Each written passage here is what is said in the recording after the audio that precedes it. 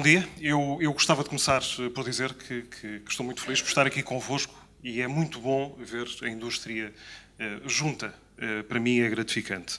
Agradeço à direção da APIT, que entendeu dar-me o privilégio de vos guiar ao longo deste 3º Encontro de Produtores Independentes de TV.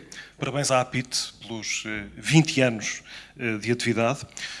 Rapidamente vou deixar-vos algumas informações úteis para este dia de hoje. Este encontro está a ser transmitido em live stream no site www.apitv.com.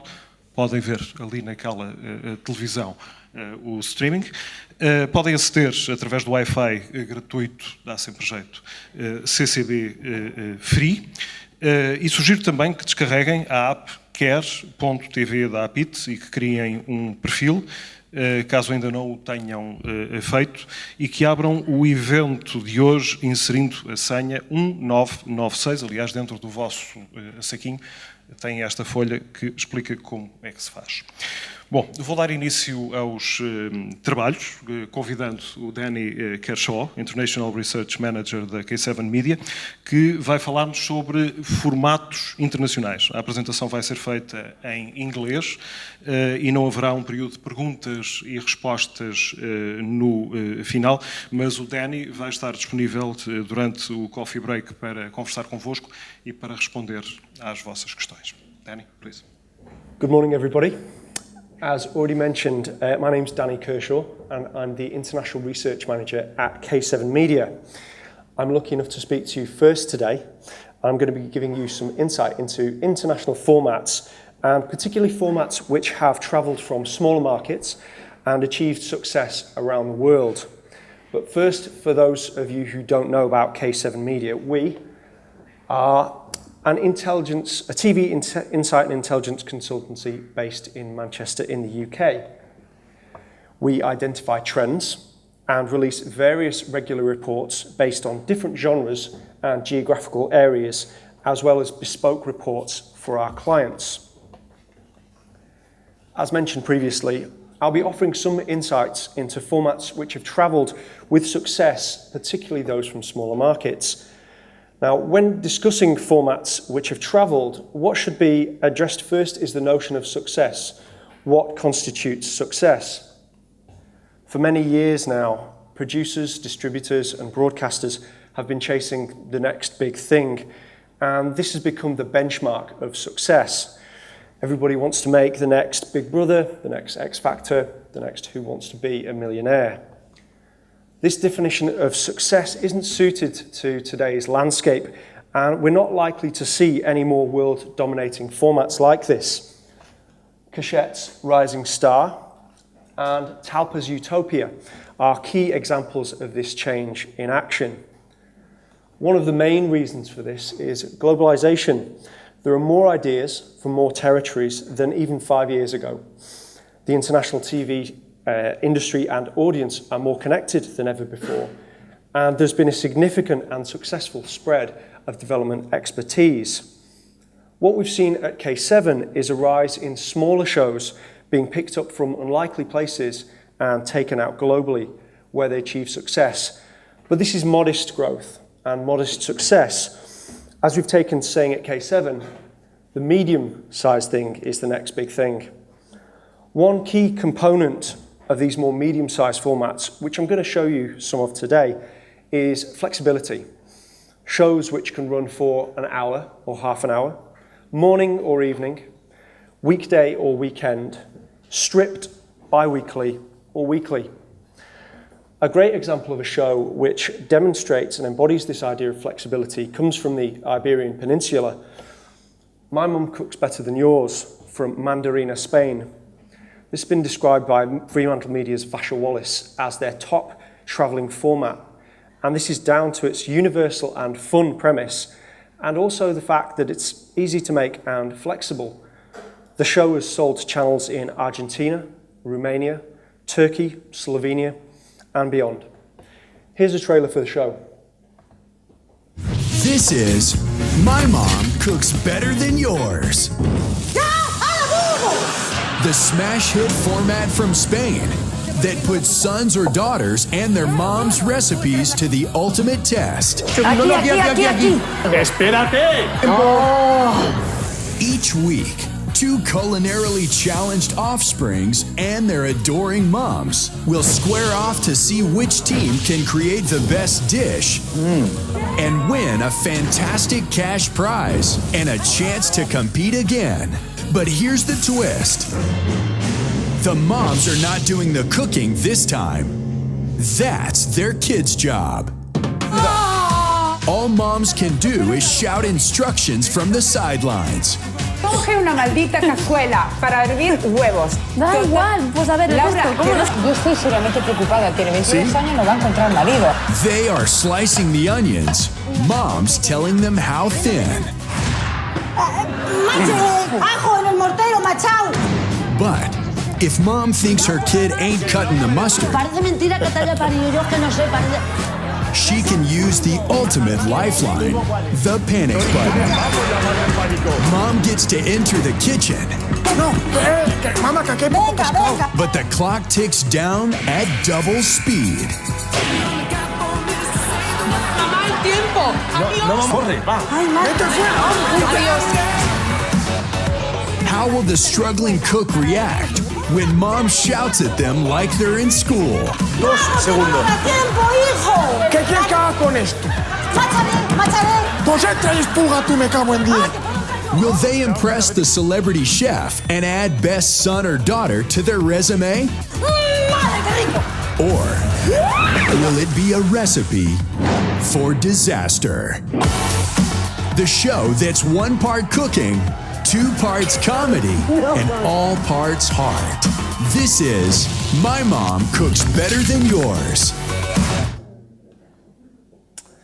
Now, another cooking format, also part of the current incompetent cooks trend, comes from a market which is larger, but is not known particularly for exporting its shows, and that's Chef in Your Ear from Canadian production company Henry Less Productions. The show, which is available in 30 and 60-minute versions, again, flexibility, launched 2015 and has been picked up for broadcast on NBCU's channel Diva across Asia, with adaptations either already made or in the works for South Korea, the Netherlands, Belgium, and Germany. Cooking shows have enduring draw across the world. One of the reasons for that is familiarity.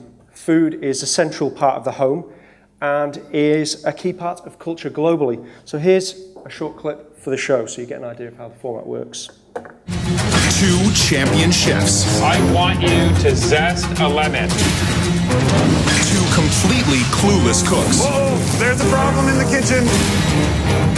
1 major competition. Quick! It's stuck! We gotta win this.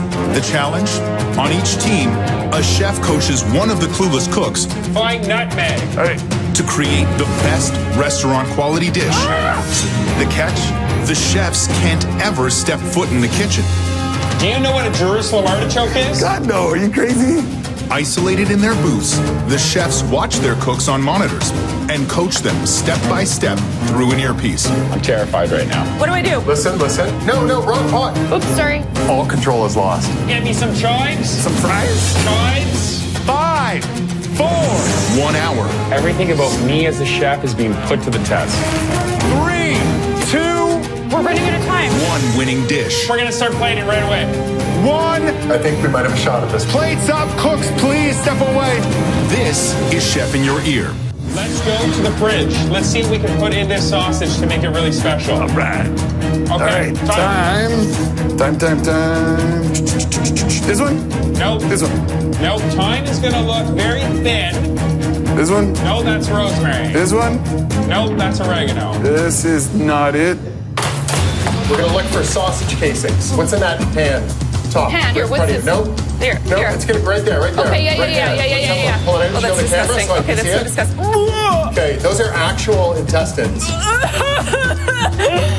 Okay, Rosemary, shake it off. It's gonna get much worse if you think that's gross. Okay. That's just nothing but a cleaned out intestine. Put that in another bowl with water in it. Okay. Oh, where's the bowls? Oh, crap. I just want to give up. I need you to find saffron. Saffron, saffron, saffron, saffron. In an entertainment and media landscape in which choice is so staggeringly wide, viewers often like to gravitate to subjects which are familiar. And what's more familiar than food? What these two formats do is cleverly set themselves apart from the competition by taking an established concept and giving it a twist which turns the concept on its head.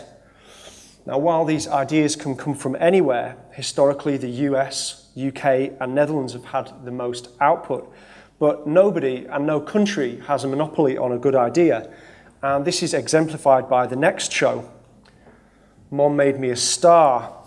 This was a Romanian kids talent show which launched in 2012 and was the first Eastern European talent show to be remade in the UK by BBC. The filming on the second season in the UK wrapped at the end of August. Now, the BBC invests a great deal of development into its own shows.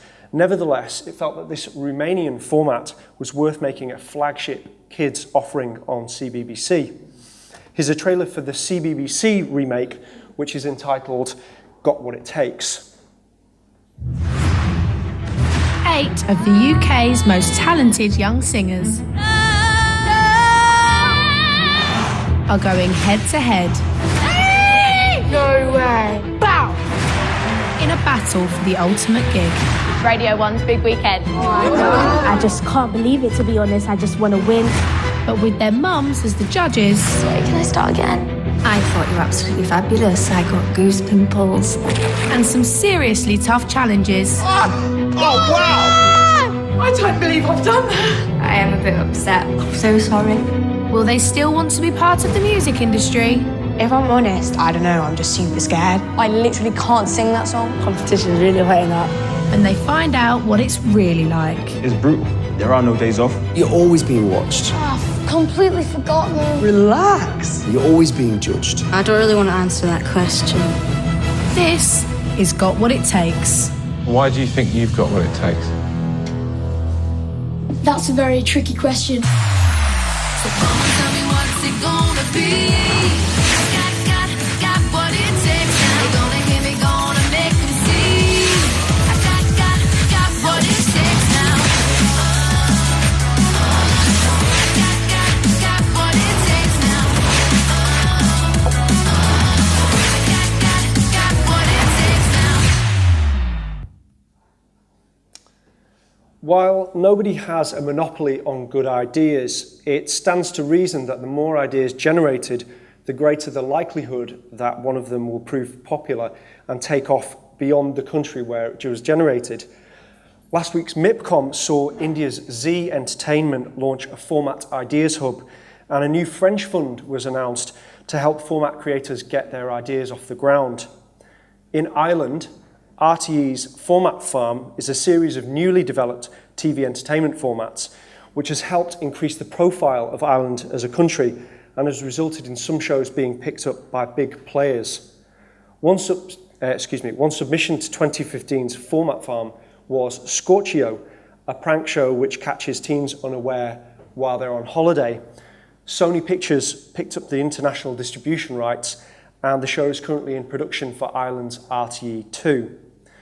The hidden camera prank show genre was badly hit by the YouTube revolution. Now we're seeing the online influence flowing back into television as broadcasters hunt for formats that lend themselves to breakout viral clips. One show originating in Ireland which has demonstrated its ability to travel well is the reality talent format Farm Factor. The show aired in Ireland for 4 seasons before being adapted in 2009 to air on the Welsh language channel S4C. Farm Factor was subsequently picked up by Nordic World, and it aired in Sweden and Denmark, where it averaged a 30% share on public broadcasting channel DR. It's also been optioned by Zodiac Media for the US, France, Benelux, Spain, and many more countries, with China's CCTV7 picking it up for an 8-episode season. Here's a quick trailer for the Welsh language adaptation.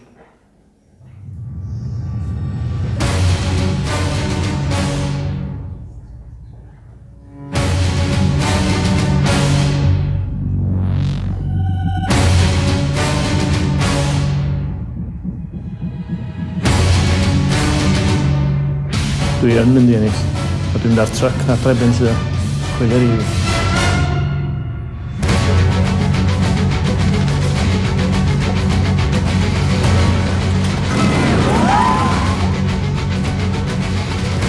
Mae'r potensial gyda nhw gyd i ennill y gystadleuaeth. Wel, mae'n fwy nhw rhywbeth. Wyliau gwaith ti hunan, na beth eisiau ti ganolbwyntio ar wneud? Chyfedd grilling yn be? O'n i'n meddwl bod e'n eitha insulting a wedi wir. Codi'r gem, ti bydd?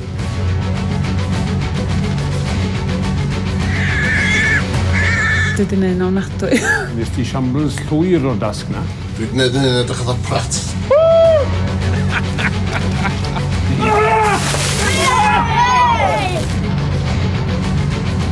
Watch it o'r teli, go'n hawdd ond pan chi ar aran spotlight a chybach o pressure. Mae'n un wahanol. Mari Moses. Totally useless. Dwi wedi gadael hyn lawr, dwi wedi gadael pen llun i lawr, a dwi'n Siam? Yndi, ofnadwy. Bu gofyn nhw dynnu bus mas wrth os yma os oedden nhw moyn aros yn y gystadleuaeth. Ddim ond un sy'n gallu ennill lle, dim. Rhaid i rwy'n mynd bob sos, does? Cross fingers.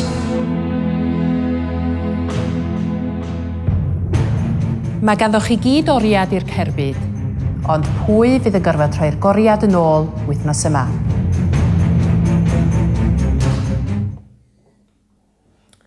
Now, the Welsh adaptation that you saw there brought the format into the spotlight and won a BAFTA in the UK. However, interestingly, there's been no interest in the English-speaking UK for Farm Factor. I think this can be attributed to the attitude in the UK that Wales is a backward country incapable of making interesting shows. But it's been proved wrong, and this brings me back to my earlier point that nobody has a monopoly on good ideas. One genre, moving on, which lends itself well to replication across multiple territories and can travel well is travel itself. My next format is Ukrainian travel reality show Heads and Tails. It embodies the idea of a simple concept, requires comparatively low production costs, and can have presenters replaced with a familiar pair of faces in every territory. In the show, two well-known TV stars visit a new city around the world. Upon arrival, they flip a coin to decide who will have to survive a weekend with just $100 and who will have unlimited spending money. The format first launched in 2010 with the 12th series currently on air. The trailer I'll show you is from earlier this year. The broadcast rights have been sold to Russia, Belarus, Moldova, Estonia, and again, more countries. In this clip, you'll get an idea of what the show involves.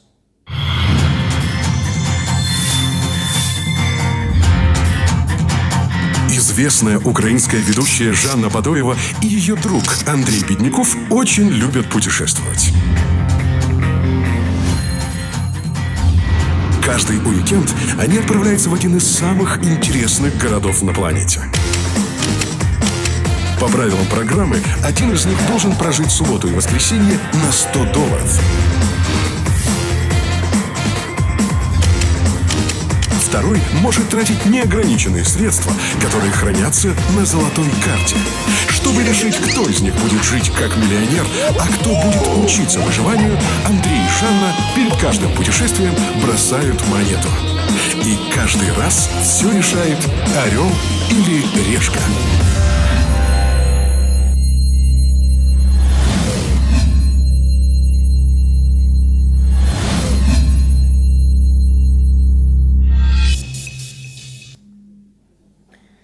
Watching people face a challenge, as the loser is in Heads and Tails, is often an element that's attractive to viewers around the world and is a central premise in the next show you're going to see today.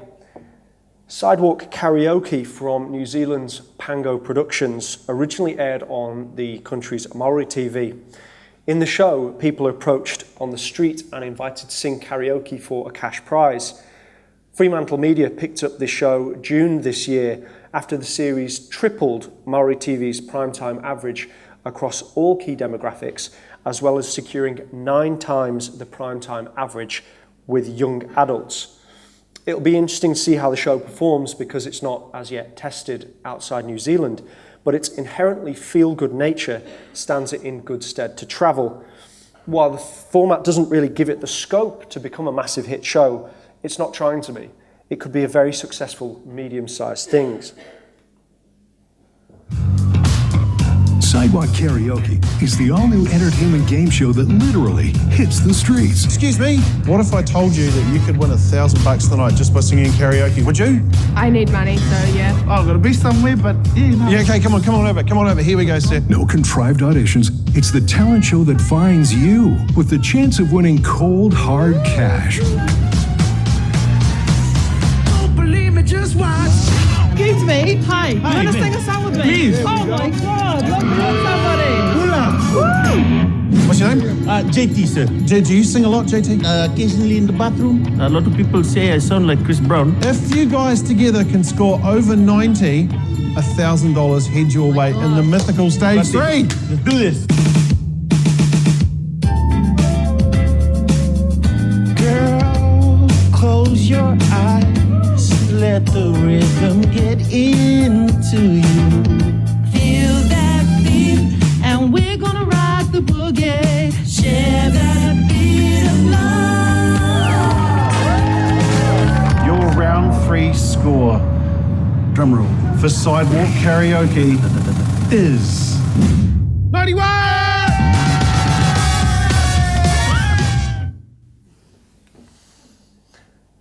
I've been keen today to focus on shows from countries which haven't had a massive history on exporting formats. However, I was interested to read recently that Talpa's Wishing Tree had been picked up by Globo in Brazil. The Wishing Tree is a great example of a medium-sized show and has a simple premise.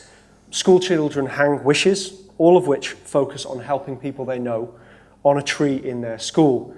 The show goes about making those wishes a reality. For those who aren't familiar with the format, here's a clip.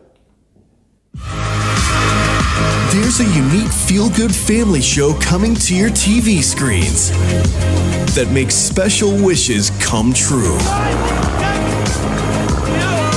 Changing people's lives forever. Welcome to the Wishing Tree. At the start of each episode, the Wishing Tree is planted at a different elementary school across the country. Hello. Oh my God. All the kids that attend the school are invited to write down a personal wish they'd like to see come true. But there's a catch. It can't be for themselves. The wish has to be for someone else. Ik wens dat de kinderen van de voedselbank een keer naar een pretpark mogen. Ik wens dat mijn oma in een bad met snoep mag zwemmen. Onze mama heeft ALS. Ja, wij willen mama wel heel veel plezier wensen. When they're all ready, the kids rush outside and hang their wish on the giant tree.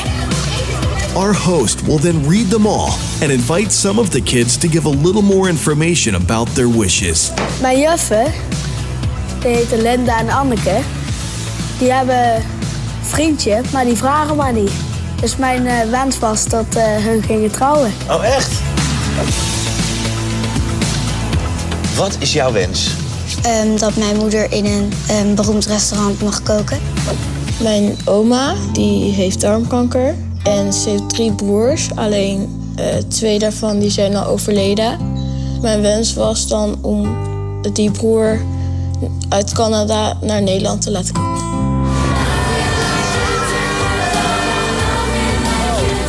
So whose wishes will come true?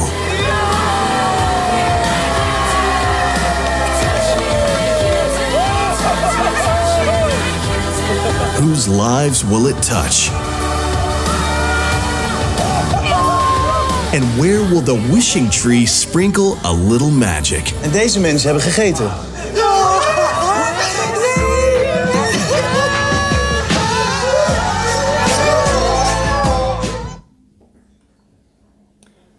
There's a growing appetite for more of these people-centric shows at the international level, which can be seen as a direct reaction to the long-standing proliferation of slick, shiny floor formats. One show which I felt I had featured today, which represents a country that does not export its formats on a regular basis, is South Korea. Grandpa's Over Flowers has had successful remakes across the Asian region, but also marks the first time a show from the country has been remade in the US with the title Better Late Than Never, and featuring people like William Shatner and Henry Winkler. While high budget than some of the other formats here due to some of the people involved, it's the core concept which has attracted interest, and it taps into a theme of old is the new young, which we're increasingly seeing on screen recently. Other examples include 50 Ways to Kill Your Mammy, A Granny's Guide to the Modern World, and Forever Young. Here's a trailer for the original Grandpa's Over Flowers. Take 4 grandpas around the age of 75 years and send them backpacking through Europe.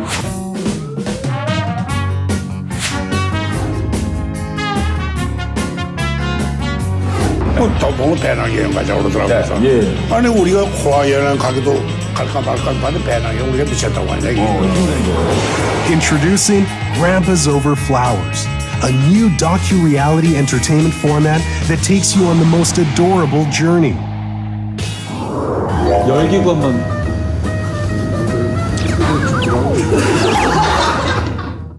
During the trip, we will get to see a variety of expressions and reactions from these grandpas. 맛있게 먹어야 돼, 그렇지. You try our restaurant? See how they try very hard to adapt themselves in countries where they've never been before.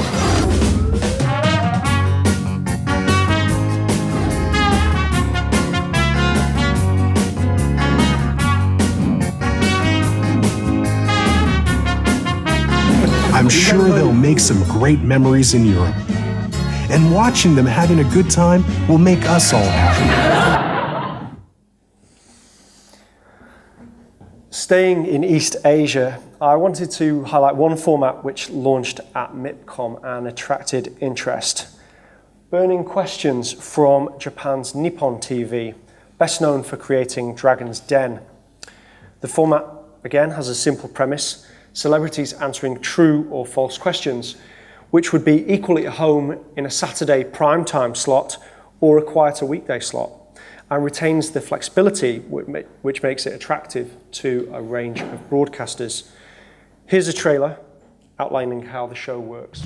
The average adult makes 35,000 remotely conscious decisions every day. True or false? True. 300 decisions alone are on what you eat. From Nippon TV comes the new series, Burning Questions, where every episode 8 fun celebrity contestants compete for points by answering questions with a true or false. Will a boomerang return in zero gravity?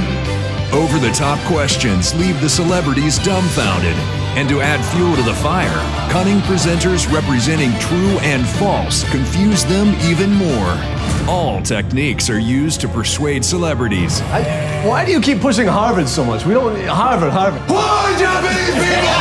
After hearing both sides, celebrities lock in their final answer. Entertaining footage reveals the real answer. Celebrity contestants have fun and roast each other for their performance. Every episode includes the Big Burning Chance Round, where one celebrity is randomly selected to win additional points, or be roasted and forced to reveal an embarrassing secret. A very embarrassing secret.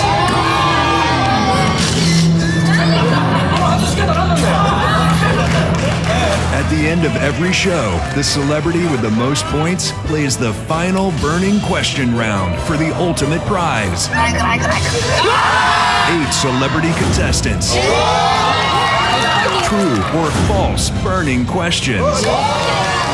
Embarrassing secrets. Burning questions.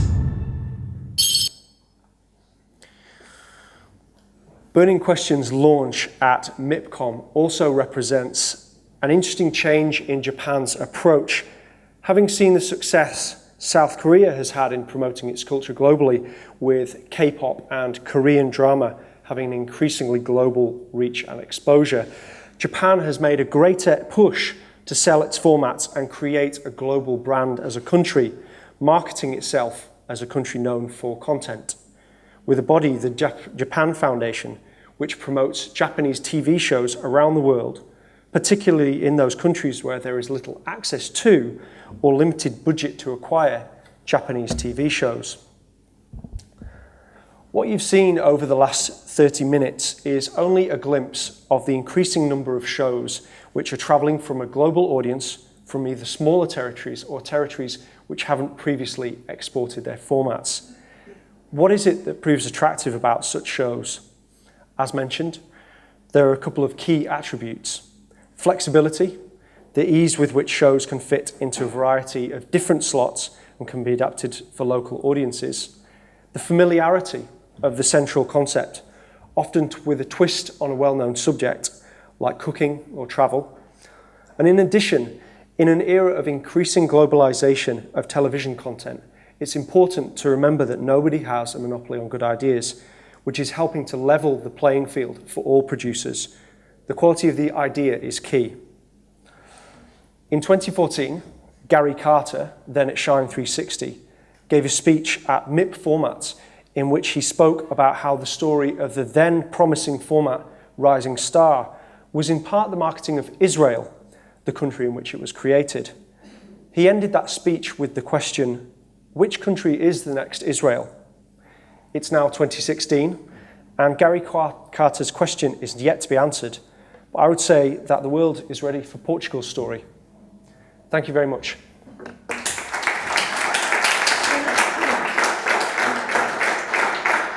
Thank you, Danny.